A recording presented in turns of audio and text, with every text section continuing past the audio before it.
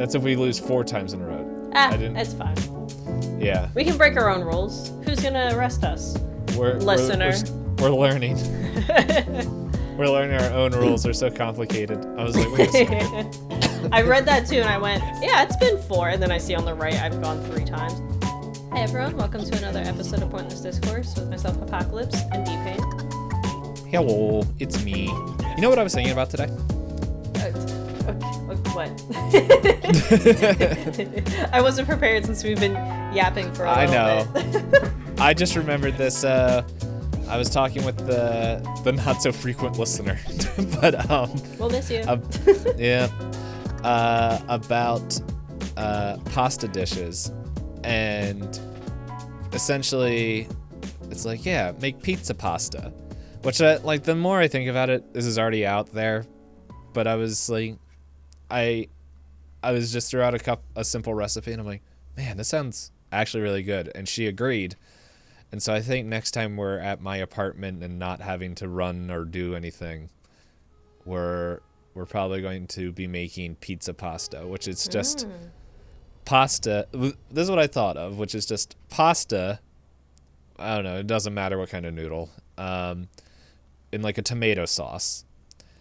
And then either sausage or pepperoni or both. I don't know. I'm trying to think what would be a good topping mix. I like the idea of if you get not like the circle pepperoni, if you can get like the like, I can't think of another word, log pepperoni. Oh yeah. And then you dice it and you pan fry that just a little bit so it's got little crispies and little greasies on it.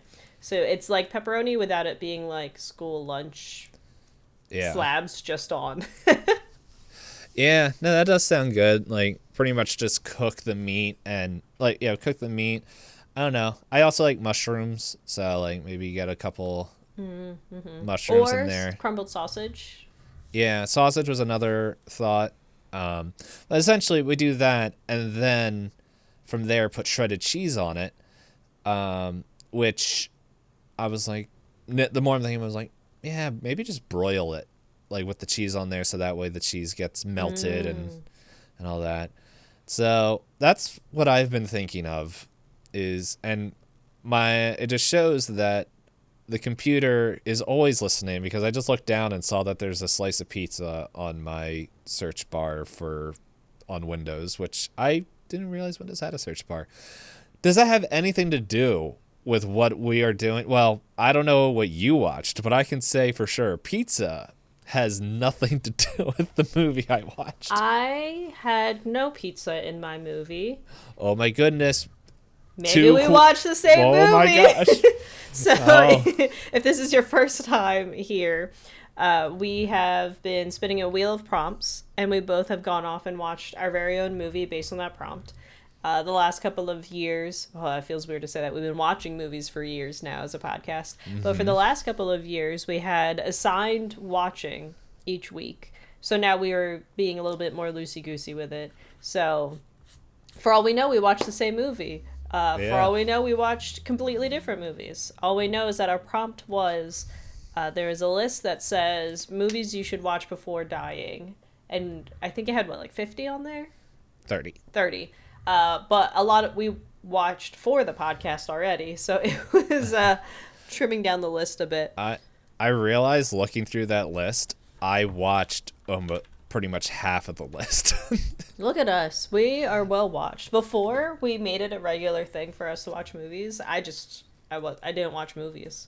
So I stopped watching movies around 2009, because that's when I went to college and I didn't yeah. And then I watched a handful after that, and then I just didn't like going to the movie theater. Yeah, that's fair. I have been debating on, I forget which movie theater it is, but I've heard some people say that movie theaters, again, with everything going back and forth, they have these programs where as long as you watch 2 movies a month, it pays for itself kind of thing, a membership. But also, having to leave my house to watch a movie is also a thing. I know some people really enjoy that experience, but I have to really be excited for a movie for me to want to be willing to do that, especially when I have been able to get most of the movies we've been watching through my library. I was worried Yeah. this one wasn't going to be ready for pickup. I think it wasn't ready. I put it in for pickup, I think, right after we finished recording. And then it was like, okay, the Monday, or yeah, 2 days ago, it was like, you can pick up your DVD. I was like, oh, thank goodness. I don't know. I didn't look up where else to watch it if I couldn't get it from you guys. I have a whole adventure of how I found mine, so I didn't have to pay for it. I think it was legal. Don't come for us. For the audio listeners, I'm just smiling at the camera. This will make sense when I go through. When it's my turn, I will to share the movie. I will do that. But if this is your first time listening to or watching us, essentially, as I was saying, we have a wheel, we spin, we have a different topic. And then after that, we are going to roll, which we have an ever-growing list of rules because it was funny. If you guys want to know all the rules to date, just look into the description of the video or the podcast, and you will see them there because I am updating every week with the new rule. And when they come into effect, we will share them because I was realizing, hey, by the end of the year, we're going to have a list of 45 to 50 some odd rules, depending on when we stop. But, yeah. So there's that, and, yeah, just wanted to just let you guys know that. But then, once we determine that, we will be we set the timer to 20 minutes. We give a non-spoilerly synopsis of the movie, pretty much selling each other on the movie we watched and why we should check it out, or more in my case, why you shouldn't check it out, at least for 1 week. And then after that, we will we'll spin the wheel and repeat it all for next week. And I don't have anything else to say. So, Hop, what die are we rolling? Yes. We are big tabletop nerds. So, in order to figure out who gets to share what they watched first, we have our dice rolling. And how many rules are we at now? A lot? 6. 6. So, in previous years, again, weird for me to say, we just picked a dice, rolled it, and then went with it, either highest or lowest. This time around, to change things up, because, I don't know, doing the same thing over and over, you kind of find fun ways to do things. We decided we're going to add in arbitrary rules, because I tend to go first a lot of the time if we have to roll highest. We have the chart for, directors to watch. Yeah. I went 30 times out of the 52 weeks. And right now it's tied. But yeah, so far we've rolled a D8, D100, D20, D6, and D12. What's left? D10. Yeah, because we tried a 4 once upon a time and we tied too many times in a row. So yeah, we'll do a D10. But basically, yeah, we'll roll these dice, decide who gets to go first to kind of just talk about the movie. There will be no spoiler town ahead, since there's a chance that we haven't watched the movies that for each other. And I guess only time we'll have a spoiler town is if we both watch the same movie for the week. Yeah, it's statistically pretty wild. Yeah, some of them are better. Like, there's this one, the movie poster one had a high chance. There's a couple of them where we got to choose movies off of a list that it goes up. Yeah, the pocket of movies to choose from is much smaller. But it sounded like we were at least in the same thinking for Murder Mystery, because we both started to give hints about our movies. We were like, wait, yours is a courtroom drama? Wait. Yeah. What was also fun, I just realized that we never marked off Murder Mystery on the list, so that way we knew it was done. I took it off the big old wheel. Yeah. Well, we've been marking it off our list as well. Just to double check it, yeah. Yeah. But yeah, so we'll have our D10. I get to roll twice and subtract it because Maybe that'll be a smaller number than what you roll. Yeah. we'll see. This watch, I'm gonna roll 2 10s and get. That'd be 0. Well, if I roll, it'd be Yeah. 0. So,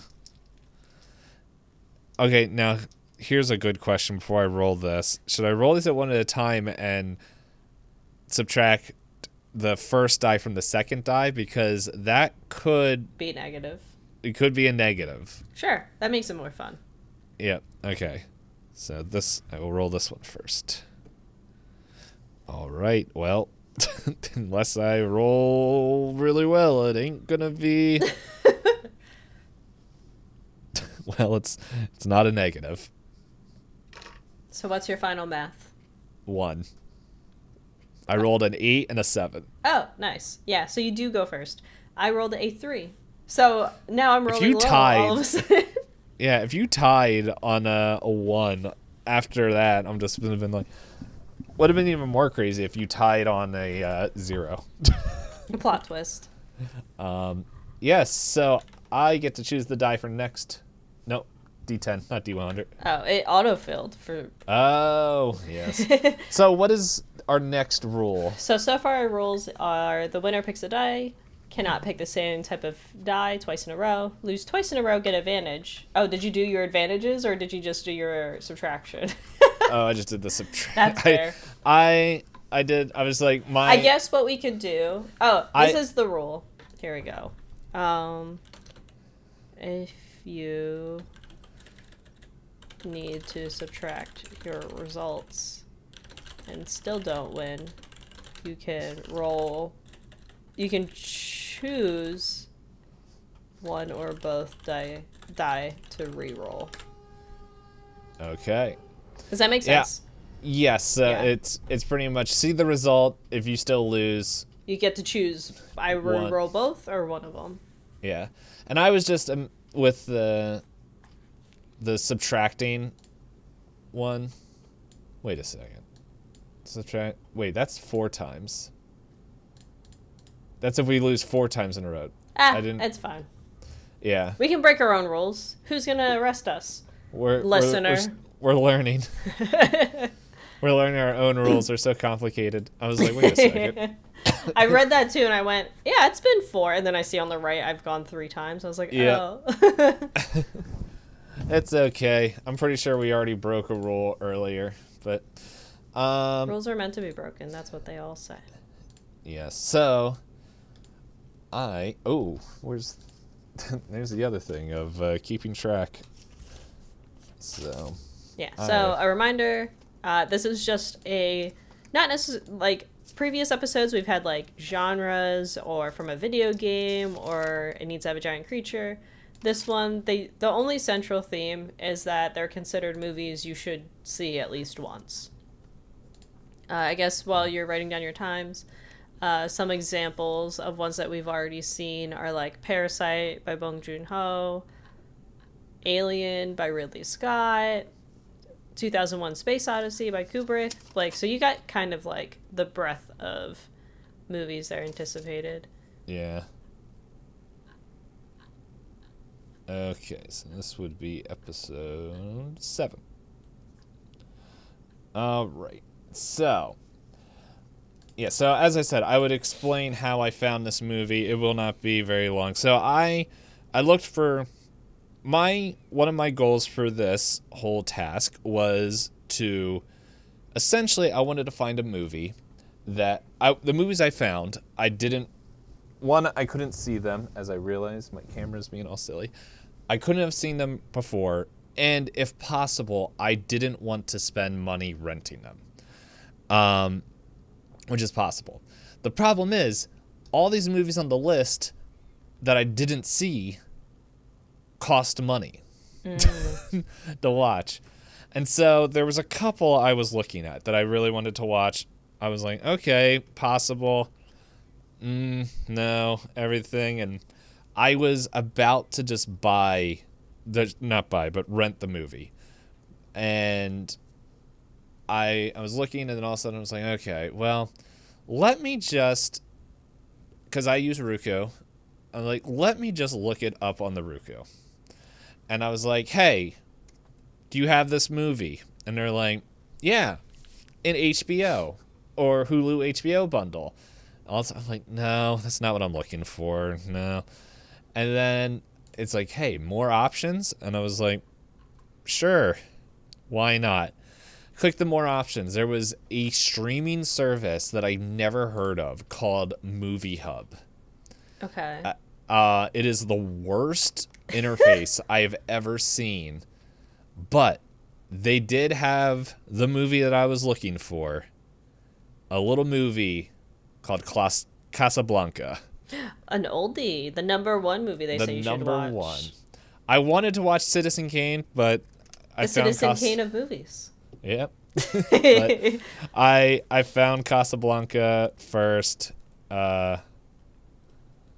And okay, so while watching this movie, it reminded me a lot of when we watched Predator.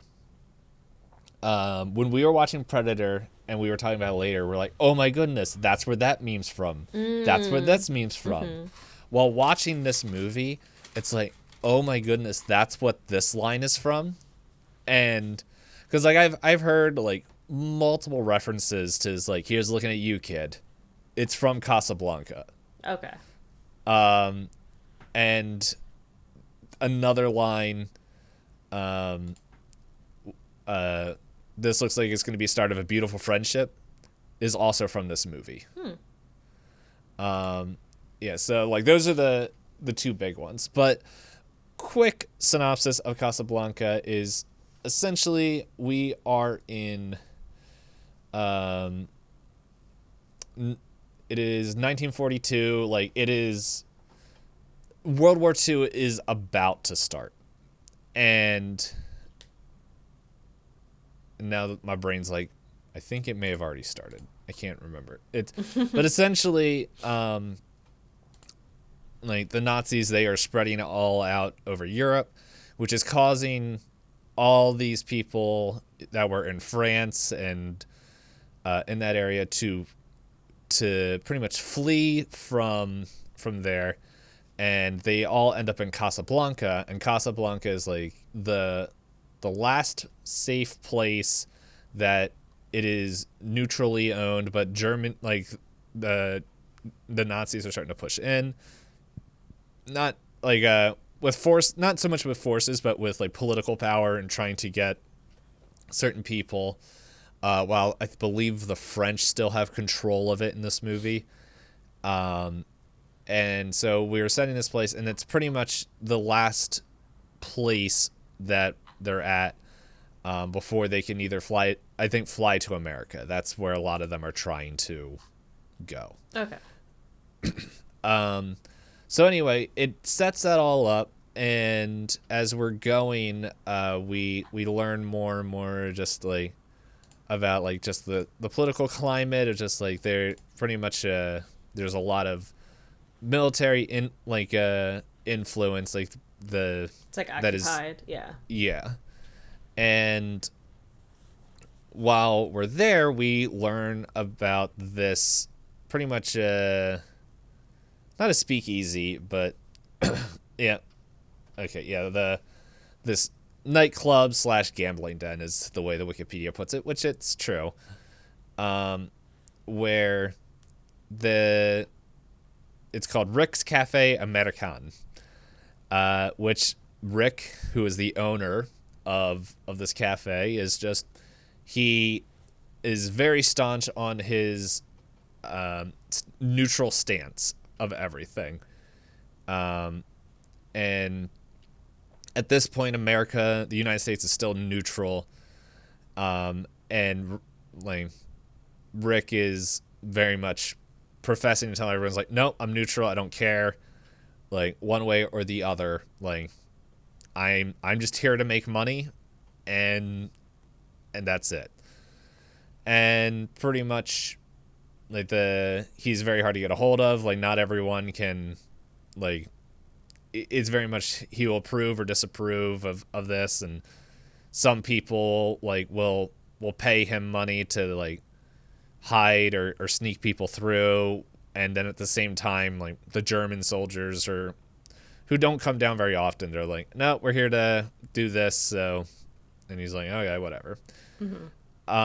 So very like he doesn't, but like everyone respects him and all this stuff. Because I think the German soldier thing, it's not a normal thing. That was like, I kind of have my hands tied here.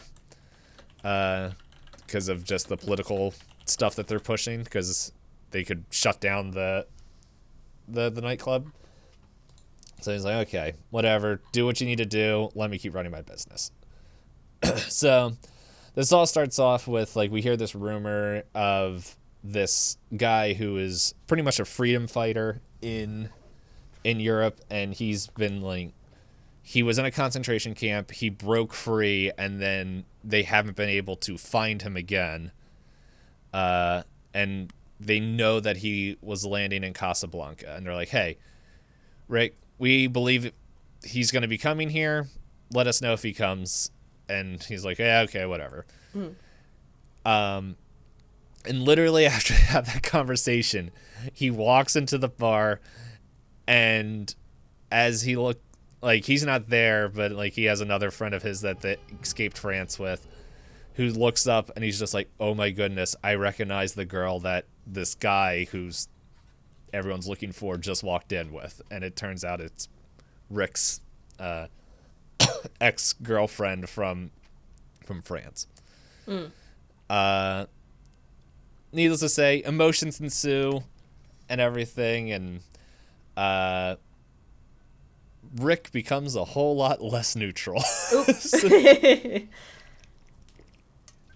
But anyway, like that's it, as it goes forward, you kind of learn there's two sides of the story. It's very much a noir film. I feel like this would fit a lot more of the noir, because like it's two people, and like they were happy, but at the same time it's like no one is 100% innocent at the same time. Like where I feel like I'm blanking on her name, the director that we watched that did noir films. Lupino? Lupino? Yes. Okay. Yes. As we were watching her stuff, like it was noir, but like I think when a lot of people think of film noir, it's very much detective and like kind of sneaking around and doing stuff. Which he's not a detective, but it's I think this probably fits a little bit more of that noir style of storytelling. But overall, when I was watching it, like the first act, it was pretty slow. I felt like when I was watching the first part, I'm like, I don't even know what the point of what is happening here. Okay. Like, what is going on? Like, okay, we got this guy at this bar and everything. And then pretty much in the second act, when it kind of starts explaining his past, excuse me, certain things are, like, it starts ramping up. And we get to Rick, who is this cold, exterior cold person. Like, we learn that he, like, very early on, there's, like, this military man from France who is, like, in there, and he's, like, pretty much Rick's biggest fan. He's like, oh, yeah, all this stuff, and he's so good. Is like, he talks very highly of him, but at the same time, it's like, Rick, you gotta work with me. And so there's so while he's, my brain just blanked.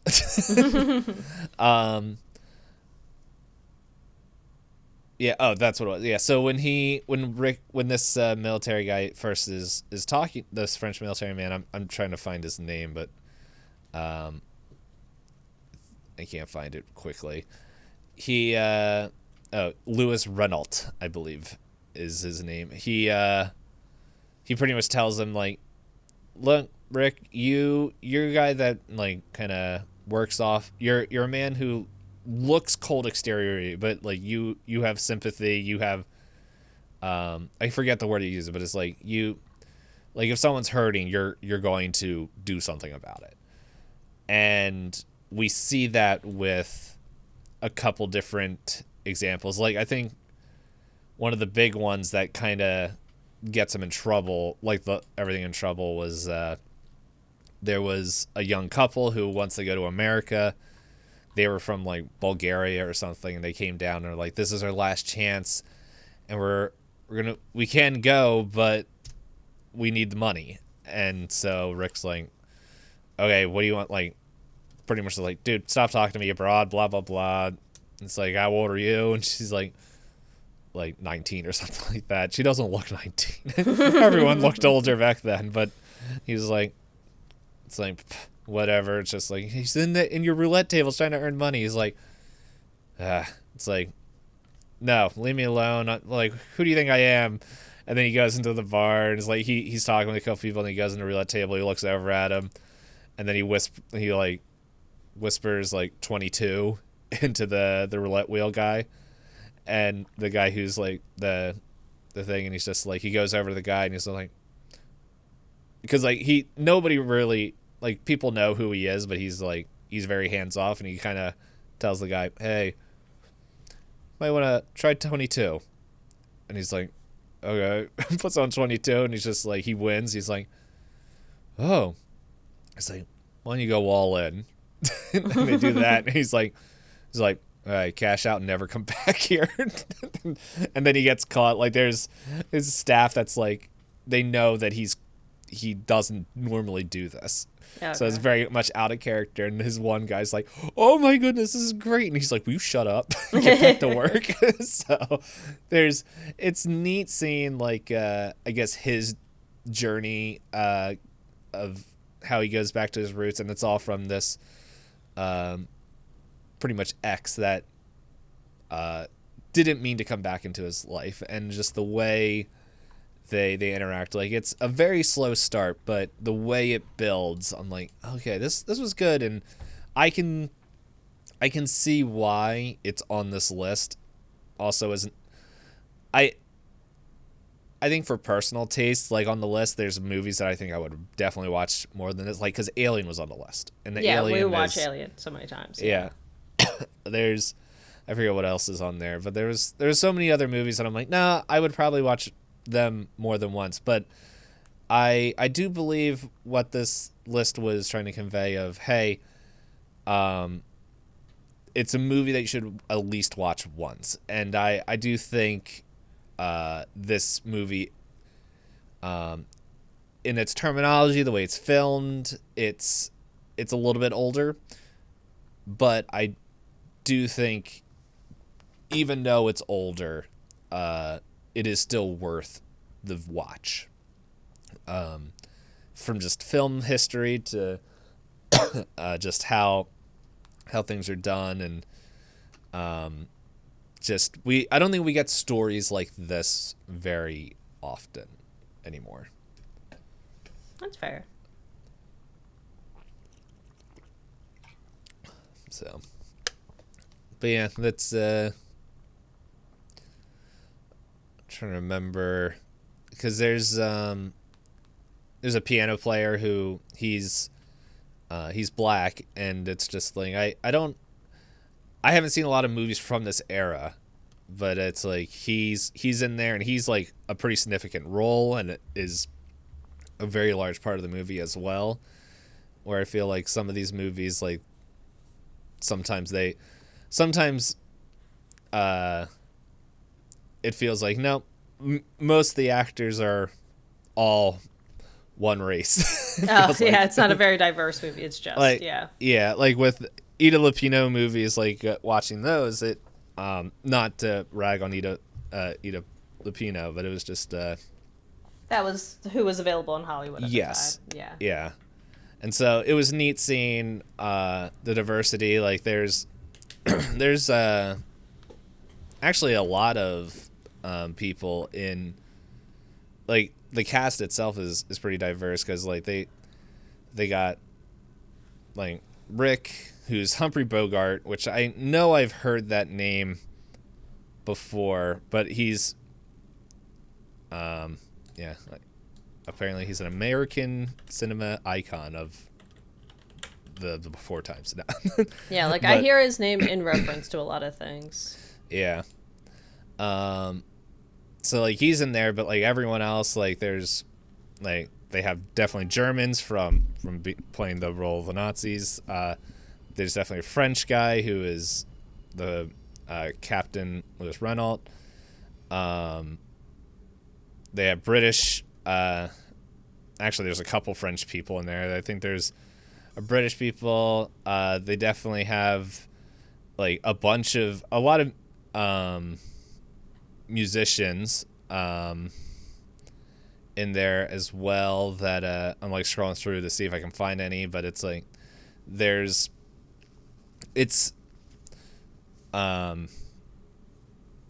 not like all just Americans, which these films I feel like just because of where they're set, it is all Americans. It feels like, but yeah, it was pretty a wide cast, and it's like there's I can't find her name on there. I don't think they ever really mention her, but she's like this guitar player who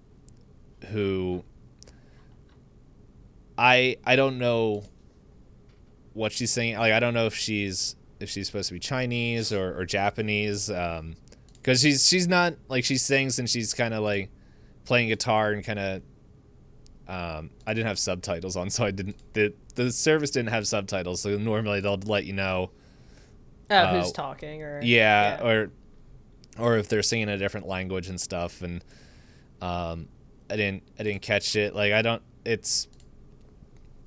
I'm just okay, hold on. I think I found her name in a picture. I'm just seeing if I can find her name on the IMDb. Yeah. IMDb would probably be easier.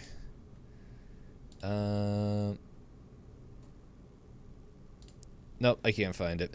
So, yeah, so but yeah, she's definitely like all the musicians are like they're actually playing music and everything's working out really well, and what seems to be minor roles, like they all like besides like the extras that are just filling out the bar, it's not just like the staff isn't just like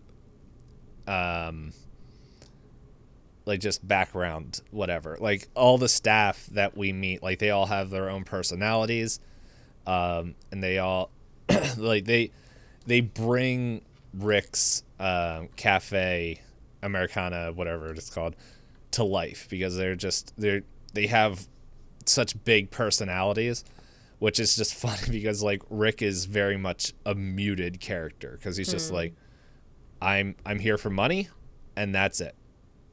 And he's just surrounded by like all these people who are just like so excited and in love with life, and he's just like, my life ended in France like 10 years ago. and then you find out why, and you're like, okay, like from his point of view, yes, but from the full picture, no. And him struggling with that it's not like a story that's going to be like, oh my goodness, this is amazing, but it was still a good, I think, worth watching. Yeah. Did it feel like an interesting slice of history? Yeah, I would say so. Like I feel like with a lot of World War II films, or at least ones that are set in there, it's of that time, I should say, it was a lot more military-esque. And just like, hey, we're in the trenches, here's this, or look how good America is as we kind of come in at the last second when everyone's tired. It's stuff like that where in this movie it's World War II it's going to bother me now. What years? Yeah, let's see. World War II dates. I think 42 is when it started. Oh, wow. It started way earlier. So we were in it. Yeah. So 1939 is when World War II started, so this is set in 1942. Yeah, so 1945 is when we end. But they're saying that America is still neutral. So let's see if I type in World War II dates USA. Interesting. So it had to be at least it would have to be before September December. It would have to be before December 7th, because that's when Pearl Harbor was attacked in 1941. Okay. So it couldn't be 1942. This isn't important to the movie. This is more me just wondering. Your own curiosity. Okay. That's interesting. So it says December 1941. So Pearl Harbor did not happen yet.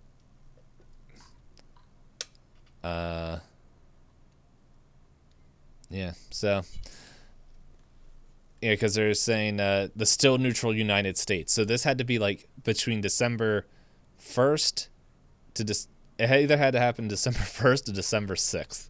Oh, because it's short. But like the thing is, the movie, it takes place all within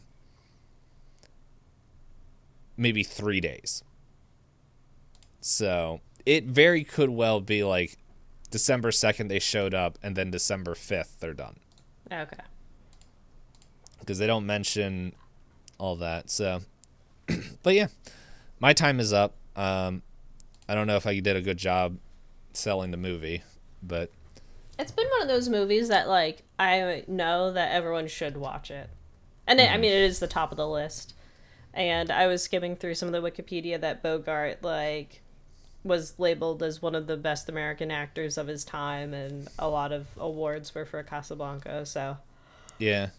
It's pretty much in 1989 it was selected by Library of Congress as one of the first films to be preserved in the National Film Registry for being culturally, historically, and aesthetically significant. Would you agree with that? I think so. I know we've watched a couple other movies that have also landed in there, and it was a lot of like, yeah, I understand. Kind of like us watching 2001 Space Odyssey, where we go, we see how sci-fi became what it was today, but at the same time, it's like, but it's not the only sci-fi movie we would watch. Yeah. So, as the article said, this is movies that you should at least watch once. I agree with that statement. I think this is worth watching once. And it's based off a play called Everyone Comes to Rick's, which I think is a funnier title than just the name of Casablanca. Yeah. Which, to be fair, is very much what happens in the movie. But I'm all done. It is Probably too many words for a pretty poster. Posters of know. that time period were very like art pieces.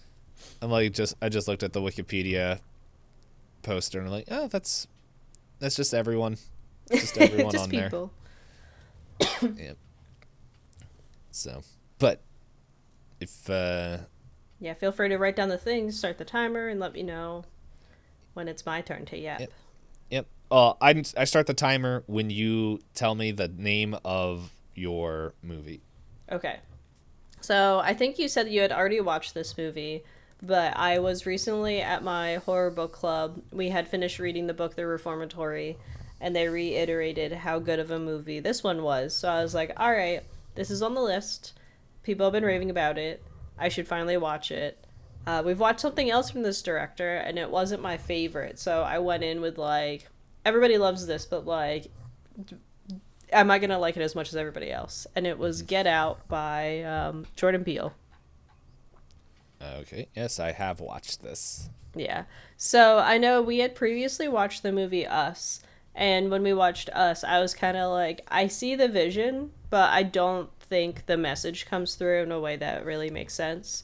Whereas Get Out, which I think is like, I think I would have been more disappointed in Us if I had watched Get Out first, I guess is how I'll phrase it. Because I did find myself really enjoying Get Out. And in the first half hour or so, I was worried that I knew too much about the movie. And then it got to the last, like, section of the movie, and I went, oh, okay. I didn't know the spoilers to make the movie as good as it is. So I was glad about that. But for a quick summary that's not spoilers at all, I skimmed the IMDb description, and it's fine. So I guess I'll go off of that. But basically, you open the movie with Chris and I believe her name's Rose. Yeah, Rose. And he's clearly nervous about going to visit her family and introduces the fact, like, hey, have you told them that, like, I'm black? Like, you said that I'm the first guy of color that you've dated. Have you at least given them a heads up? Not every family is necessarily comfortable with this. And she, as a white woman's, like, uses the really old line that I remember hearing a lot at the time period, but my dad would have voted for Obama a third time if he was allowed to. As soon as she said that, I went, eh. Like, I physically cringed. But yeah, she keeps trying to relieve him of, like, all those, like, nuance. And it sometimes comes off sincere, but also comes off as dismissive. Especially when you look at the dynamic of them, where she's from the privilege saying, no, it's not a big deal. And he's like, well, I need to, like, protect myself because I've run into terrible situations and you never know what's going to happen. So they go, and he realizes that she's from a very affluent family. They have, like, the only house around this entire lake in, I forget the name of the lake exactly, but it's, like, a very rich house. They're very isolated, and it's just a very lavish place for him to be in for the first time. And the family is generally, like, weird. But it's easy to kind of discredit their weirdness for him being, like, trying to relate to him when they can't. Like, his girlfriend kind of sells the whole, oh my god, my dad's saying my man, my man, my man. He never says that. It feels like he's trying too hard. And it's like, okay, whatever. But then as the movie devolves, you find out that rich white people are scarier than you could have imagined. And it's like, I could have told you that. I could have told you that. But it was a nice twist because I had expectations from the beginning and they still got subverted. I think overall I've just realized I do like how comedy and horror can interplay together so well. Another example I have is, like, Jim Carrey in more intense movies. And people are like, wait, you're the funny guy. Why are you so good at things like, I forget what's his movie about numbers? 23. Yeah, 23. They're like, wow, that was a really great, like, thing. And then also, yeah. And then also him in, like, Eternal Sunshine of the Spotless Mind. They're like, wow, you're a good drama actor. And he's like, you do know where comedy comes from, right? It comes from, like, things really sucking. So you have a lot of, like, similar story beats across these, like, different genres. But yeah, like, Jordan Peele, who's, like, popularly known for Key and Peele, like, the sketch series, I know he wrote that a lot of the writing styles and the reveals that you use in comedy work very well in horror. Like, when you think of stand-up, you have, like, kind of build-up until you get to the peak of a story, and then you reveal what's the catch? This sounds like a normal story. What about it is actually, like, unique to it? And I think Get Out does a very good job of that. And I also think Get Out is kind of like a great exploration and discussion on how, especially in, like, countries like America, things are so dismissive to other experiences that people other than yourself tend to be objectified to a point of, like, you no longer see them as people. So I think that's, like, exemplified really well in this movie. In the case of this movie, it's kind of, like, done in a kind of literal way, but I think that's good because I think people don't understand it. Like, if you don't have the lived experience, it's one of those, like, wow, that's awful. But if you do have the lived experience, you're like, of course. Because if there's, like, Oh, what was I reading? Oh, I'm reading actually a historical fiction called The Conductors, and it's set in like a fantasy world where you have different forms of magic where white people use sorcery and people that were enslaved have, they call it constellation magic. And they have the discussion here where they have to be careful of how they bury their dead because they get dug up to be sold to hospitals. And that was a big problem for a long time for a lot of medical things that we have today are uncredited because they stole these bodies to experiment on or to like autopsy and everything like that. So it's kind of like this long generational sense of tension of like, you don't see me as a human being, you see me as something to gain from. And I think it's covered really well in this movie. It's kind of like wild how like average I thought Us was. Whereas like Get Out is a movie like I messaged my horror book club chat and I was like, I finally watched Get Out and oh my god, and somebody messaged back in the chat like, yeah, now you'll be thinking for the next 4 to 10 business days about how good of a movie that was. And I think the thing that really surprised me was that there's a really good section where it both feels really tense and really cathartic at the same time. And it's been a long time since I felt a movie give me that. And I also joked with Strider. I was like, this movie's an hour 44 minutes. How long is Alien? He was like an hour 50. I was like, how long's the thing? He's like an hour 40 something. I was like, so is that the sweet spot? A good horror film should just be like 85 minutes, give or take. Because it felt like this one had a very tight setup, had a very, like, it didn't feel loosey-goosey or extraneous in a lot of different ways that I feel like when we watched some of the other horror movies in the A24 bucket of movies. Some of those, I was kind of like, when do we get to the point? Like what was the one premise I was excited about? The Nicolas Cage one, where he was like dream hopping.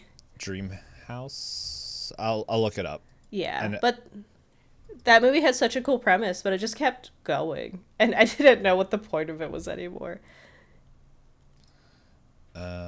It was Dream Scenario. Mm-hmm. Like, that could have had some really cool stuff in it, but it just, I don't know. How long was it? Do you have the runtime? I don't know if it came up when you searched it real quick. Oh, I just looked at the... Here, I can At look the it name. up.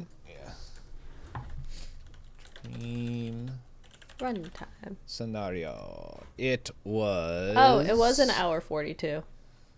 Yeah. But it's being labeled as a comedy drama. I guess so. It could have been... I think it would have been more fun as a horror, but that's just me. Yeah. I don't know. With stuff like that, I'm just like... I'm just curious of like, okay,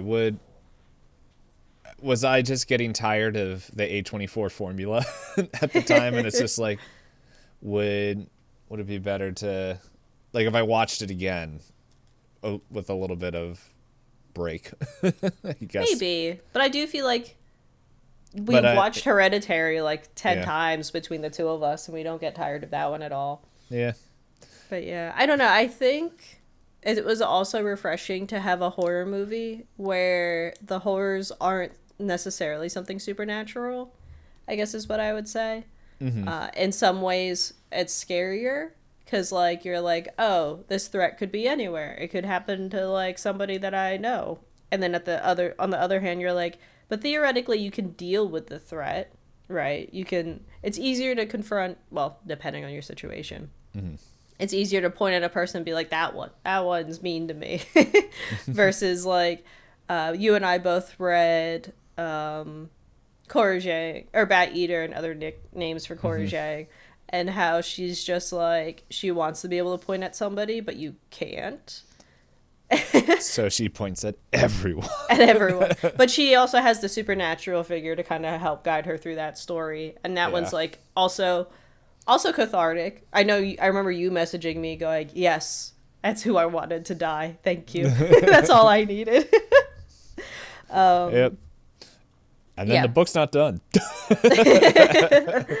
Sad. But yeah, so when I said we were reading the Reformatory before, it has a whole sequence towards the end of that book that you could kind of see happening in Get Out, where you're like, okay, get out, go get rid of the threats around you, escape your situation, be safe. And then the main character is like, in the book, the reformatory is like, hold on, I gotta do something else. And when we were at book club, all of us were like, yeah, I was getting pissed off that he kept stopping for side quests. Like, can you not, like, hear them right behind you, like, coming after you? And there is a scene in Get Out where even the main character is like, don't be stupid, don't be stupid, don't be stupid. And he's like, I can't help myself. Which is also, like, kind of cool to see in a character where it's like, it's easy to imagine I think it's easy that people can put themselves in situations for like slashers or thrillers and go, I wouldn't make those mistakes, right? Mm-hmm. And like they're like a perfect character, but in Get Out the main character is not perfect, and I think that adds a lot to the weight of the story. Where I think I saw in the Wikipedia that Peele was hoping to cast the lead for Chris after seeing him in a what's that that sci-fi show that's been running Black forever? Mirror? Yeah. He saw him in Black Mirror and was like, oh, he looks like an everyday kind of guy. Like, that's who I want for this role. And I think Daniel Kaluuya, I think that's how his last name's pronounced. I think he does a great job of that, where he really is, he does just feel like a guy put into a terrible situation, trying to, like, go like, he keeps doing the reasonable thing. He's like, there's no way it's as bad as, like, my friends are telling me it is. It can't be that bad. And then something happens, and he goes, oh, God, I need to call my buddy. It's really bad. So, and then it does feel like his friend, the TSA agent, I think his name's Rod. Yeah. He does feel like, kind of like Peele. And I like, as a write-in. But he's a very, like, endearing character. And it almost does a great job, because I kind of was, like, having the same line as thinking as Rod, where it's very much like, what are you doing there? It's not going to turn out well. Oh my God, you're so stupid. Yeah. Like, and he's kind of like that fun character that you're like, yeah. I think some people say, like, Robin is that to Batman, where Batman is, like, disconnected. Like, no, it's fine. And Robins are like, they're not getting better, Batman. And he's like, nah, it'll be better. I'll fix it. And the Robins are like, okay, buddy. But yeah, but Rod is a very endearing character. And I think he's my favorite. Yeah, he's a very good character. I did like him going to the police station going, all right, this is going to sound like a really terrible idea. And they bring in everybody and they just start laughing at him. And he's like, I guess I got to do it myself. Yeah. He's a real friend. He's a real bro. I do like how he just has the dog. He's like, this is Sid. They're like, hello, Sid. But I think my other favorite thing is, like, the really tiny details to really unsettle you as a viewer. Like, they should not matter, right? But they have the one scene with the female lead, Rose, where she's not eating cereal like a human being. And for some reason, that made me more uncomfortable than some of the other imagery in the movie. I don't know if you remember it exactly. No, it's been a while since I watched it. She's scrolling on a laptop, and she's eating Fruit Loops as individual pieces and then drinking milk through a straw. Yeah, that's just... Hey, that's just grounds for, like, no, I don't need to do life with you. Yeah, like, if I was dating someone and I witnessed that, I'd be like, no, there's something there. There's something underneath this, and I need to resolve it. Like, I know there's the age-old argument of what, like, milk before cereal in a bowl, but she managed to take and go, how about I do you one worse? That's some rich people crazy. a specific type, yes. But no, yeah, like, I really enjoyed it. And even after the movie, even once you get, like, the ending, my heart rate was still elevated. And I was like, man, that was a good movie. That was a good movie. Yeah, it's... I'm trying to remember when I watched this movie. It came out in 2017, so it's been a little while. It's almost at the 10 years. I could be spoilery. It's true. Yeah, I'm trying to remember... when and why I watched it. I will say I'm jealous of anybody else that gets to watch it for the first time, because it is a movie that, if And the less you know, the better, almost. And that's why I Yeah. was trying to be careful. But I think a lot of the themes and things are really important, especially like the one bit where they flash back to all of the people being weird at the party, and you're just like, I knew they were being racist, but I didn't expect it for this reason. Yeah. Like the one lady being like, he has such strong muscles. I was like, ew, why are you touching him? You don't know Yeah. him. And he's like, what the? Like, what are you doing? And he's just like, haha, white people. And then, yeah, and then it's just like the instant where I think he spots one of them. I think Andre. I think that's who he spots. Yeah, He's like, yeah, and he "Oh, goes up man." to him, and he's like, it's a really interesting look at it too, because there's the groundskeeper, there's the like help around the inside the house, like Yeah. she cooks and cleans, and then yeah, you have him also join the party, and you see him go like, he's trying to find connection to these other people, right, for a source of comfort, and it makes sense that he wouldn't go to quote unquote the help. Because, of course, the dad's like, haha, I know it looks terrible that I have black people working for me. It's like, yeah, just don't point it out. That makes it kind of worse. Like, it makes it like you're aware that it's a problem, but you're like Well, perpetuating it. Isn't it also because at that point, I think he doesn't go talk to them because I think that's when He gets distracted a lot. Well, there's that, but isn't it he meets them at night as well when Yeah, they're very creepy. Yes, They're so creepy. Yeah, so it's just like that whole He doesn't feel thing. like they're people. Yeah. Which is fair, but yeah, I think at first he like wanted to. There's that uncomfortable conversation, right? I've had weird moments like that because, I guess for lack of better terms, I am Filipino, and there are people that will hire Filipino nannies to live in other countries to help them raise their children. Mm-hmm. So there's that awkward class divide, and it makes it hard for you because like I've had people go, oh, I have so and so, she cooks and cleans for me, she's Filipino too, do you want to meet her, do you want to talk to her? And you have that uncomfortable conversation of like, I don't know what I could talk to them about because there's a clear divide in how the person hosting like sees me, right? Yeah. Like I'm seen as an equal, and unfortunately like somebody else in proximity to me is not seen as equal. So there's that layer of things, and it makes sense he doesn't want to talk to them. And yeah, he does go outside for a smoke, and he's just like, what the fuck is happening? Like yeah. I would also poop my pants if I witnessed any of that stuff, especially the I'll just call it jogging. Yes. And I like how later he's like, oh yes, my exercises, and he's like, yeah, exercise. Like that was normal exercise. But then yeah, there's the but yeah, he thinks he sees someone at a party that he can relate to. I know when the party was happening, I was like, what's this one Asian man doing here? And then he said something and I went, ew, never mind.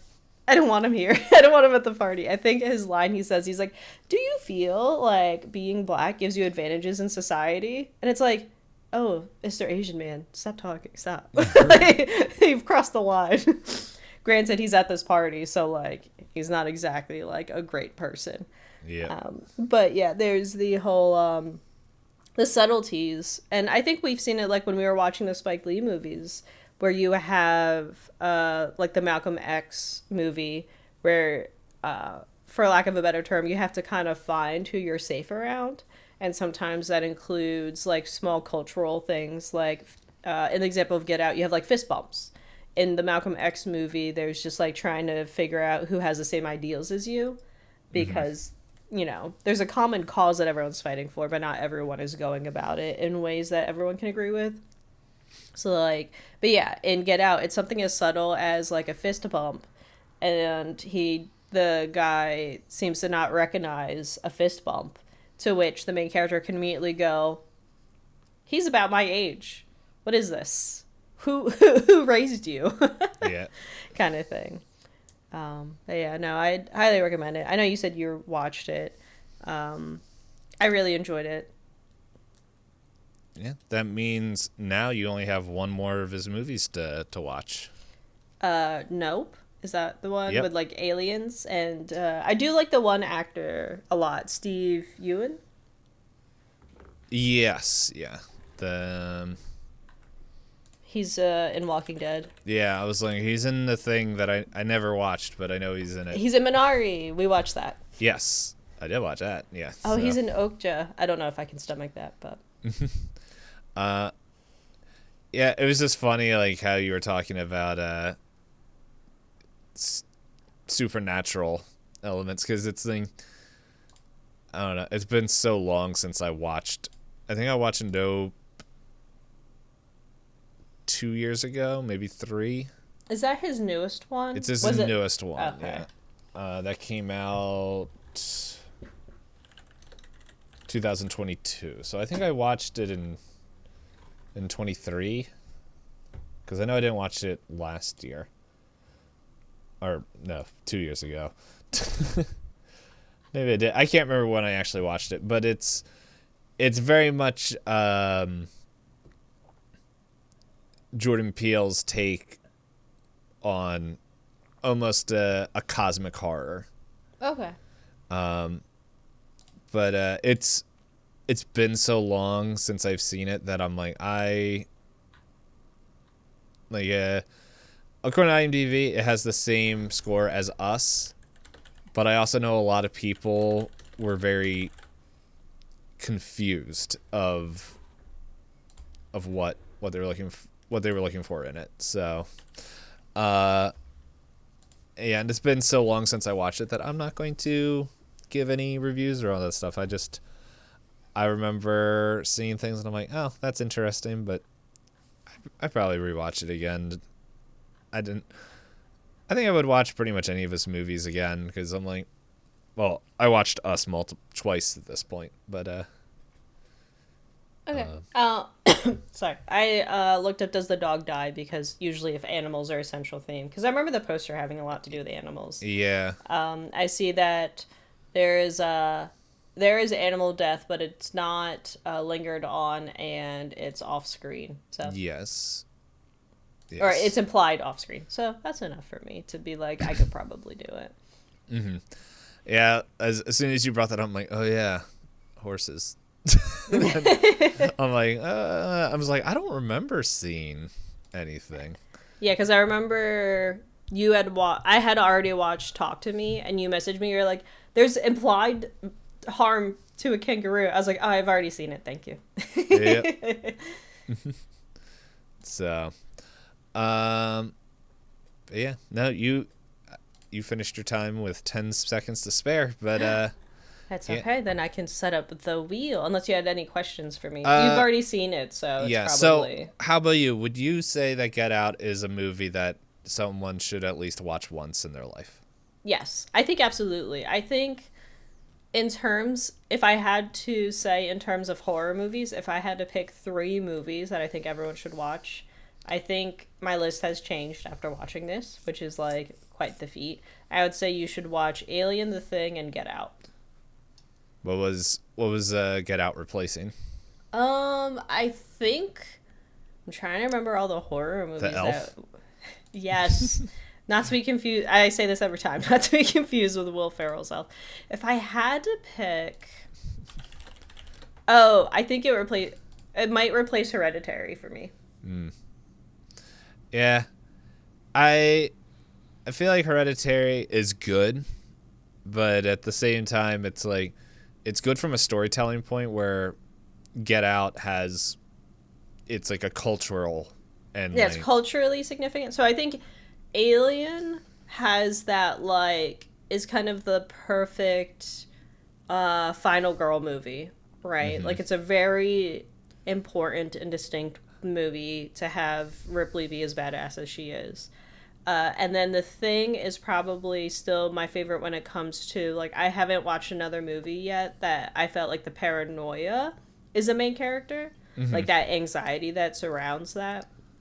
Yeah. And then I think Get Out, like you said, it's culturally really important. And I think it's also, like, it's impressive to have a horror movie that's not supernatural and still feel just as scary as... Because Alien, you have a big alien creature. The Thing, you have a big alien creature. Mm-hmm. Spoilers. The Thing is the title of the movie. Yeah. Whereas like Hereditary, I think is like really good at making you anxious and making you second guess things, kind of like in the main character Toni Collette, right? Yeah. And we've joked like she hates that she's known for screaming, but she's so good in that movie. Yeah. But in terms of like what's lying behind everything happening, I think that's weaker. Mm-hmm. Like when it comes to like, even when they do the reveals of like it's all been connected, I'm like, I don't think it needed it. Yeah. It's just naturally unsettling. Yeah, it's very good at getting your blood pressure raised. It's very good at subverting things. And we've had plenty of memes we've sent each other about something that happens in the first half hour of the movie that nobody expects. Yeah. Yes, it's great. It's just my favorite memes. Yeah. But yeah, I think I would replace Hereditary. You mentioning Alien reminded me. So me and the frequent listener, we were because she has the Hulu thing, because it was like $3 for like the Disney Plus Hulu package, and we're like, we watched a very terrible show on well, I think it was like a Hulu Disney Plus 12. If anyone knows what I'm talking about, hey, do yourself a favor, don't watch it. Only the first episode's good, and it drops off very, very quickly. Oh geez. Yeah. But on there, I was like, oh, there's Alien Earth. I'm the like, series, yeah. Yeah, and I was like, I was interested in watching that, and then there's the movie, it's the animated Predator movie that it's just like an anthology of all the different times. I watched that. Yeah, and so, but I remember I was telling a frequent listener, it was like, okay, if we're gonna watch Alien Earth, I think we should watch at least Alien and Aliens first, so that way you have a groundwork, like the serious and the action. Yeah, and I do think Aliens is really good about the androids. Yes. And so that way it's like, I feel like if you watch those two movies, it should give you a pretty overarching understanding of that world. Mm-hmm. And then I was like, for Predator, I was like, hey, I think for the same thing, but watch Predator, so that, like, the first Predator, so that way it's like, I think the first Predator does a really good job explaining Predator lore. I think if you also watch Prey. That's what I was going to say. It was like, we watch Predator and Prey, and I think those two movies will give you, so that way more than enough, yeah. That way it's not like, which I don't mind, but it's not like, hey, let me stop and explain stuff that they're expecting you to know already. Yeah. So, I don't know if we're going to do that, but it's fun to plan it out. Yeah. Plus Prey and Hereditary on Tubi. You did just find those out recently, yeah. But Prey it was on Hulu. It was on Hulu. It probably still is on Hulu, but I'm just like, oh, this is on Tubi. Oh. So, but okay. Are you ready to spin a wheel? Yes. Let me. I was like, how did I get this to work before?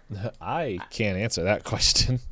Yeah, I would have it on a different screen and full screen it ahead of time. There it goes. Okay. We're spinning the wheel, spinning the wheel. We have an option now. So the prompt that it is landing on is cozy cooking. Oh, that's one I wrote. I don't even know what that means. Would you like to explain for me, perhaps, and the listeners?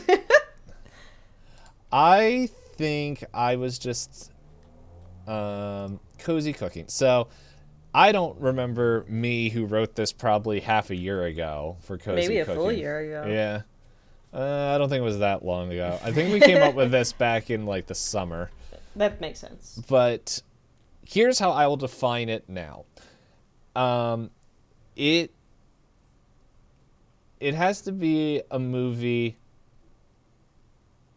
I think, where cooking is part of it. So I know I watched this movie already. I have a feeling you also watched Ratatouille. Yes, that is a cozy cooking movie. So I think with that in mind, where it's like, hey, it is... Cooking is at least a central theme. Cooking is a central theme, but